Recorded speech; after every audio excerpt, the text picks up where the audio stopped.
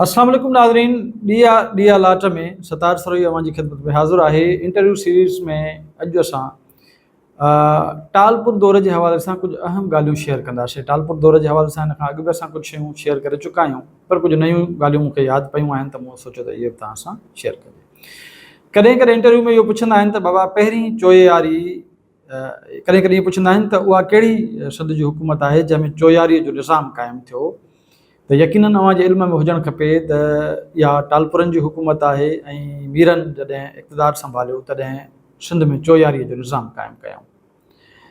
चोयारी माना 4 यार इहे हुकूमत में आया 1781-82 में। जीअं जीअं हुकूमत मीरनि जी आई 1782 में, त ईअं मीर फ़तेह ख़ान टालपुर जेको मीरनि जो लीडर हुयो, उन सिंध जॾहिं फ़तेह कई त सिंध खे उन्हनि चईं ख़ासि करे 7 हिसनि में विरहायो।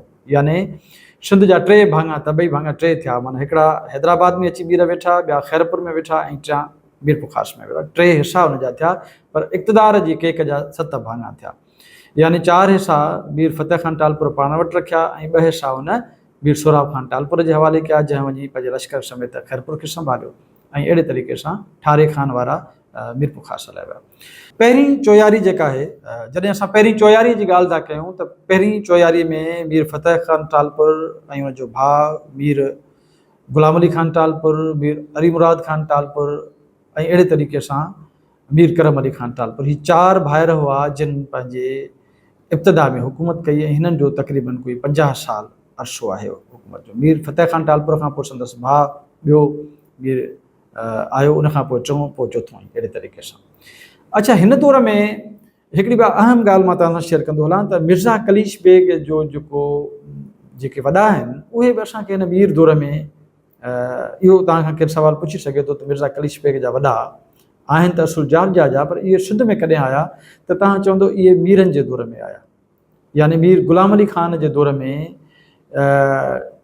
जेके मिर्ज़ा कलीश बेग जा वॾा आहिनि उहे आया आहिनि ऐं उन्हनि जे हिते अचण जो बि हिकिड़ो ज़बरदस्त ऐं अजीब क़िस्म जो हिकिड़ी कहाणी आहे जेका मां तव्हां सां शेयर करणु थो चाहियां। मीर ग़ुलाम अली ख़ान इक़्तिदार में आयो ऐं मीर ग़ुलाम अली ख़ान खे औलाद न हूंदो हो ऐं मीर ग़ुलाम अली ख़ान जा उन वक़्तु जॾहिं मीरनि ऐं ईरान जे विच में तालुकात हुआ त उन वक़्तु रूस जारजा जी जंग हली रही हुई ऐं उतां जारजा मां बेशुमार माण्हू ग़ुलाम बणिजी ईरान में पहुता। मीर जेको आहे ग़ुलाम अली ख़ान उन पंहिंजनि उते दोस्तनि जी मार्फत ईरान में कंहिं दोस्तनि खे चयो त एॾां कुझु ग़ुलाम सुठा सुहिणा छोकिरा नौजवान नंढड़ा सुहिणा छोकिरा मोकिलियो।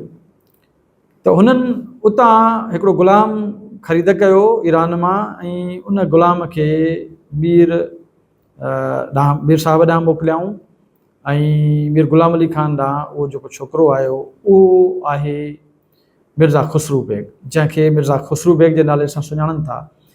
मीर ग़ुलाम अली ख़ान उनखे पंहिंजो पुटु, माना उनखे हंज वरितो, गोद वरितो ऐं पंहिंजो पुटु करे पालियो ऐं जॾहिं मीर साहिबु उनखे हंज वरितो त इहो जेको मिर्ज़ा ख़ुसरू आहे उहो नंढड़ो वीचारो परेशान हूंदो हो। ज़ाहिर आहे उहो हिकु त जारजा खां पंहिंजनि मिटनि माइटनि खां विछड़ी आयो, वरी ईरान मां स्मगल थी ईरान मां वरी हेॾे आयो, त अहिड़े तरीक़े सां उहो ॼण त हिते मलूल उदास रहंदो हो, बीमार रहंदो हो। इन विच में मीर साहब वरी पंहिंजनि दोस्तनि खे हुकुम कयो, हिदायत कई ऐं अर्ज़ु कयो त बाबा हाणे कुझु ॿिया नंढड़ा छोकिरा मोकिलियो सुहिणा सिबता त जीअं हिन जी दिलि विंदरे। त अहिड़े तरीक़े सां उन दौर में वरी कुझु 2 छोकिरा ॿिया आया, जिन मां वरी हिकिड़ो जेको आहे उहो हुयो सिडनी बेग, यानी जंहिंखे मिर्ज़ा कलीश बेग जो वालिद असां चऊं था मिर्ज़ा फरीदुन बेग।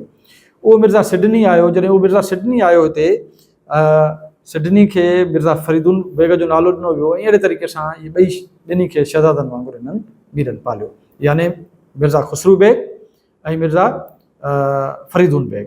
हाणे ॿई वॾा थिया, ज़ाहिर आहे ॿई वॾा थिया, पोइ इन जूं शादियूं थियूं ऐं पोइ जेको ख़ुसरू बेग हुयो उहो तव्हांखे ख़बर आहे त मिर्ज़ा कलीश बेग जो नानो आहे। यानी मिर्ज़ा कलीश बेग जो जेको वालिद आहे फरीदुन बेग, उन मिर्ज़ा ख़ुसरू बेग जी नियाणीअ सां शादी कई ऐं अहिड़े तरीक़े सां हिकिड़ियूं रिश्तेदारियूं थियूं ऐं ही ज़बरदस्त अकाबर तौरु मशहूरु आहे। मिर्ज़ा ख़ुसरू बेग ऐं मिर्ज़ा फरीदुन बेग, इन्हनि खे मीरनि वटि हिकिड़ी सुठे सलाहकार जी, सुठे हिकिड़े अकाबर जी हैसियत हासिलु रही आहे ऐं इन्हनि खे शहज़ादनि वांगुरु हिननि पालियो। अहिड़े तरीक़े सां मां हिकिड़ी इंफॉर्मेशन मुंहिंजे ज़हन में आई मीरनि जे हवाले सां त मूं सोचियो त इहो अव्हां सां शेयर करे सघिजे, छाकाणि त इहो सुवालु पुछी सघनि था त मिर्ज़ा कलीच बेग जा वॾा कहिड़े दौर में सिंध अंदरि आया।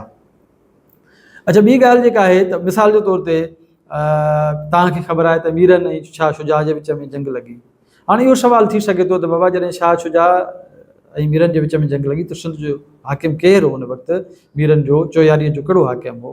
त इहो इंसाइक्लोपीडिया सिंधियाना ॿुधाए थी पई त मीर नूर मोहम्मद ख़ान हुयो जेको उन वक़्तु सिंध जो हाकिम हो जॾहिं शाह शुजा ऐं मीरनि जे विच में जंग लॻी।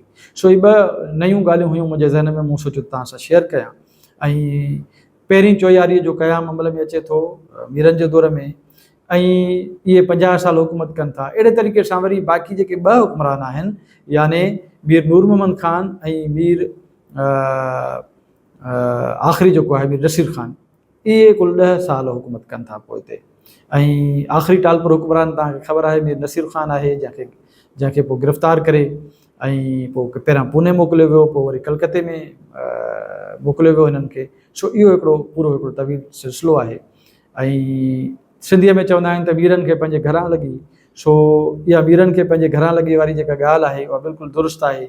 मीर पंहिंजे सॼे इक़्तिदार दौरान अंदरूनी तौर ते ख़लफ़शार जो शिकार रहिया, विढ़ंदा रहिया। शुरूअ में मीर सोराब ख़ान ऐं मीर फ़तेह अली ख़ान टालपुर वारनि जे विच में हिकिड़ो तकरार हलंदो रहियो डिघे अरसे ताईं।